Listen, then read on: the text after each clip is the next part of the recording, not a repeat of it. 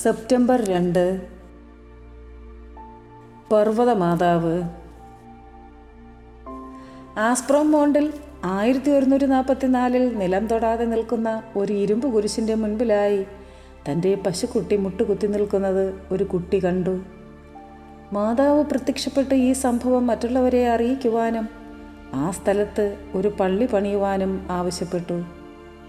1560 കല്ലിൽ തീർത്ത മാതാവിൻ്റെ സ്വരൂപം ഒരു പെട്ടിയിൽ കാണപ്പെട്ടു.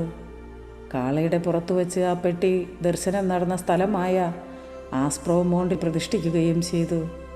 പോൾസിയിലേക്ക് 24 മണിക്കൂർ യാത്ര ചെയ്ത് സിസിലിയിലെയും കലാബ്രിയിലെയും ജനങ്ങൾ എല്ലാ വർഷവും സെപ്റ്റംബർ 2-ാം തീയതി മാതാവിനെ വണങ്ങുന്നതിന് വേണ്ടി ആഘോഷപൂർവ്വം ഇവിടെ എത്തിച്ചേരുന്നു. Ave Maria.